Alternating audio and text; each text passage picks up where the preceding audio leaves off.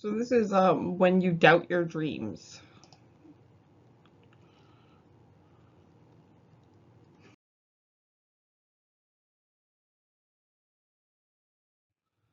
Every single one of us has a secret dream. Think you're different? Consider these questions. If someone else bankrolled my life for the next year, what would I do with my time? If I could start a new business and be guaranteed that it wouldn't fail, what kind of enterprise would I start? Then question 3, if I got 3 wishes from a magical Robin Williams-esque genie, and let's not talk about the blue version of Will Smith just yet, to change things about my current life, what would I start with first? Even if you don't totally love your answers, I bet those questions spark some ideas. So I'm going to leave it here so you can really think about those questions before I move on.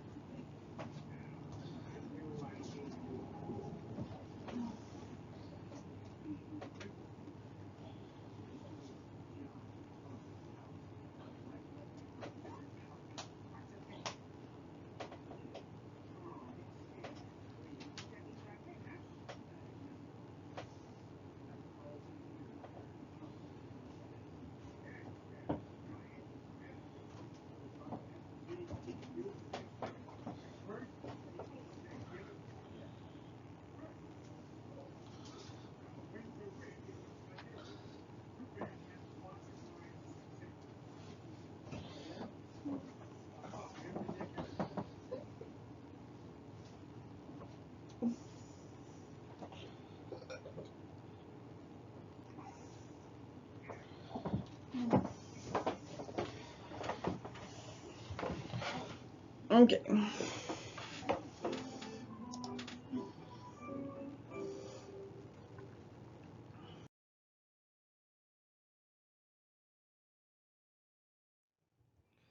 We all have these private hidden dreams. For some of us, we end up taking action on these dreams and living out things we never imagined possible. I mean, check out some excuse me, transformation stories. For, but for every person who takes a courageous action, another person's inner critic voice tells them that this magical new reality isn't possible for them. I understand it. Making a change is scary shit, but I also hate it. As a career coach, my mission is to help every person become the kind of person who consistently believes in their dreams and takes action on them. This is obviously from a different site because I'm not a career coach, but um, the tips still transfer the same. So, here are the 3 main reasons why we tend not to trust when we're considering big and scary career transitions.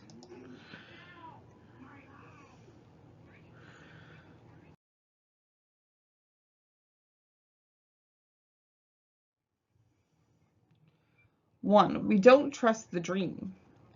The first doubt is that we don't trust the dream. Perhaps it feels too big, too bold, too far outside the scope of our current reality to even believe that it could be possible. This type of mistrust will often develop when we don't surround ourselves with people who are doing badass, inspiring things. Who are we to dream big if our reality feels very small? This kind of doubt tends to crop up when we use the psychological principle of confirmation bias to our detriment. And then it says in quotations here, oh yes, I'm getting brain nerdy on you. Our brains have specific fast track shortcuts called heuristics to making process infinite information a little more manageable and efficient. One of them is confirmation bias. When we have a thought that could be true or false, we intentionally seek out evidence that would confirm it as true, even though evidence exists on both sides. Imagine you want to go get your PsyD and become a mental health counselor, but are worried you won't be able to make money. With that doubt, confirmation bias will help you start noticing all the folks who went to grad school, are saddled with debt, and are unhappy and working outside their field. If you believe it can't happen for you, your brain can run amok, searching out people who aren't living their dreams. But if we can harness confirmation bias in favor by choosing to believe in your dreams and seek out evidence to prove it to be true, the evidence is boundless.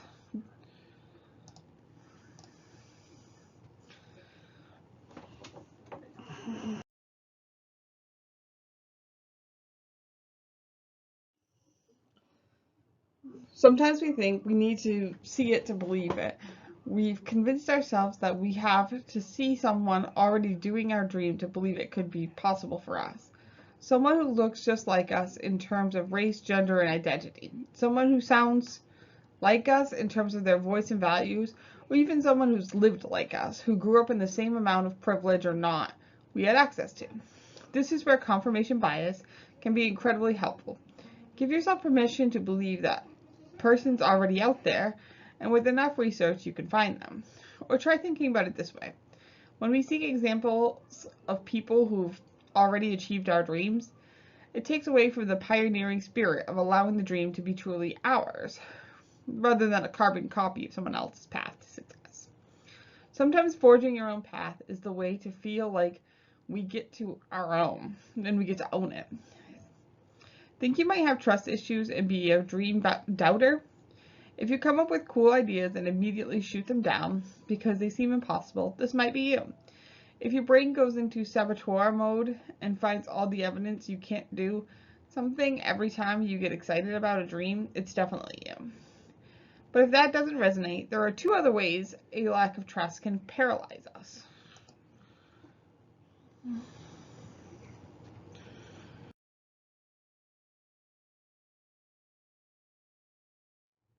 So number two is we don't trust the process. The next type of mistrust is when we don't trust the process. We believe the dream might be possible, but getting it to it seems too hard, too long, too complicated, or there's some other insurable amount of desire, like barriers that trigger our pessimism. And yes, pessimists, I see you. I know we call ourselves realists, but the rebrand isn't empowering or helpful. This mistrust stems from a core belief that we have to be able to know the outcome of our efforts before we begin. A sweet view of the world where our specific inputs are always a result of specific outputs, like a career easy bake oven, where if you put in the right things in the oven, you get a perfectly baked tiny career cake on the other side. But my easy bake oven lovers know even that wasn't a goof-proof system. A part of us knows that this isn't a realistic way to look at the world. We've put in effort on projects in the past and it hasn't resulted in the outcome we wanted. But that experience can sometimes accidentally teach us to only trust perfectly proven and reliable paths forward for bold things.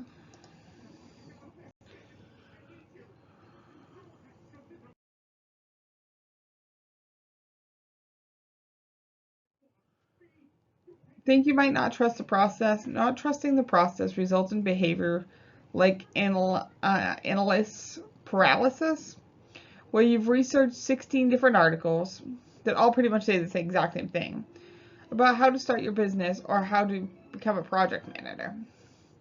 Not trusting the process will also have us believe that 100% of our effort should be 100% successful 100% of the time. And so the first piece of evidence to the contrary tells us that all efforts are futile. Not trusting the process means when we hit a road bump, we're more likely to perceive it as a roadblock and abandon our dream instead of thinking about ways to problem solve or resolve conflicts.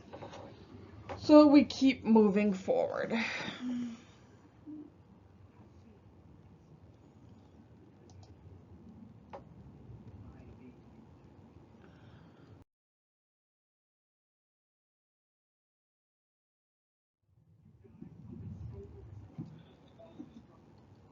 And then finally we don't trust ourselves. I like this quote over here. The more you believed in yourself, the more you could trust yourself. The more you trust yourself, the less you compare yourself to others.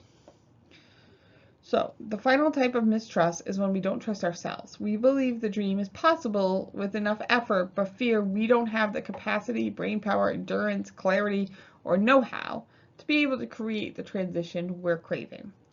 We've been taught from a young age not to trust ourselves. We are socialized as kids to check in and validate our thoughts, feelings, and reality. Whether that is with a family member, a friend, a teacher, or another external resource like a news article or how-to book. We learn that our gut instinct and intuition are insufficient sources of information. And we learn to accept the limitations that others project on us as being our own. We adopt their small thinking and shrink ourselves to fit it. Not trusting ourselves tends to look like a very defeatist behavior despite evidence to the contrary. We will forget all about every hard thing we've ever done when we doubt ourselves. We'll minimize or undermine every accomplishment we've ever had to reduce ourselves down to a sad panda. We may even go as far as self-sabotage or to adopt a mindset that is so pessimistic that taking action becomes impossibly foolish. This self-doubt belief typically arises because of a past wound. We were told we were insufficient once in the past, so why would we try to prove otherwise now?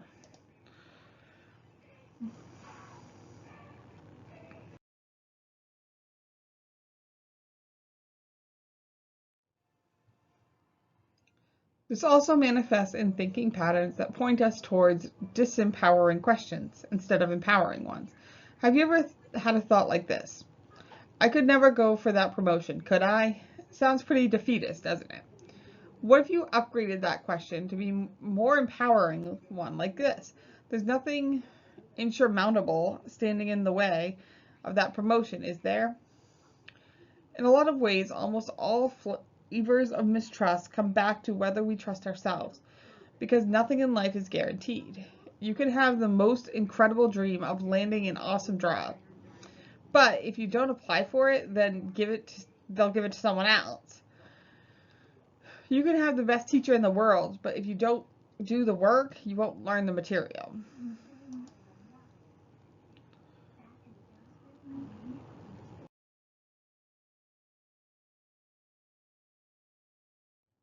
So this is just a quote that I found that says, you can have the most incredible dream of landing an awesome job, but if you don't apply for it, they'll give it to someone else. So it's literally what I just said, but it's by the creator here, Lisa Lewis Careers, which is where I got this article.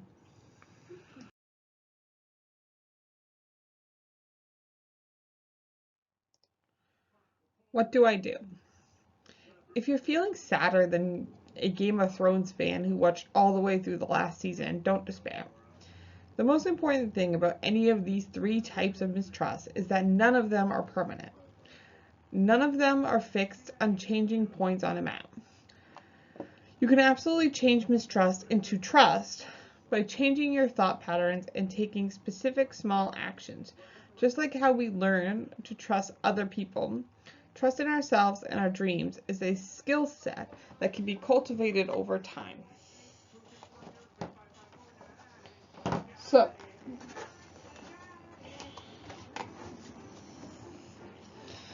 here are 3 exercises if you want to learn how to cultivate more trust so that you can make the kind of bold and badass moves you dream of.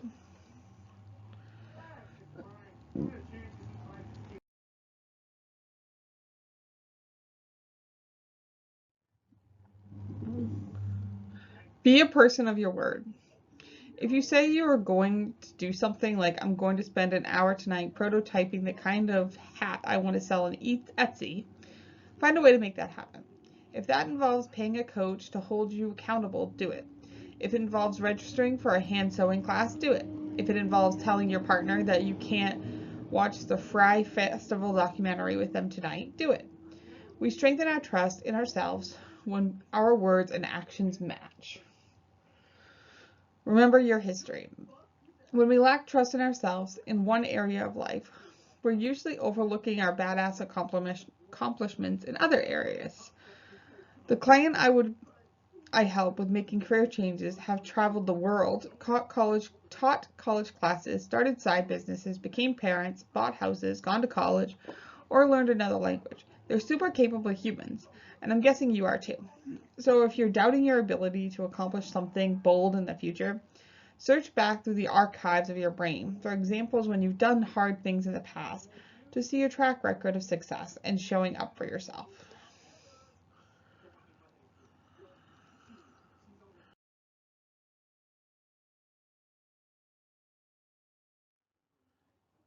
Ask for help. If you believe you have to figure it all out on your own and then do it all on your own, it makes sense you'd never make any progress forward. It would always be too overwhelming. But if there's a person who can read your resume, vet your business idea, copy, edit the first chapter of your book, be your morning running buddy, hire you as an apprentice, let them help. Because as former President Barack Obama so eloquently put it, if you've been successful, you didn't get there on your own. If you were successful, somebody along the line gave you some help. There was a great teacher somewhere in your life. Somebody helped to create this unbelievable American system that we have that allowed you to thrive. Somebody invested in roads and bridges. If you've got a business, you didn't build that. Somebody else made that happen. The internet didn't get invented on its own. Government research created the internet so that all the companies would make money off the internet. The point is that when we succeed because of our individual initiative, but also because we do things together.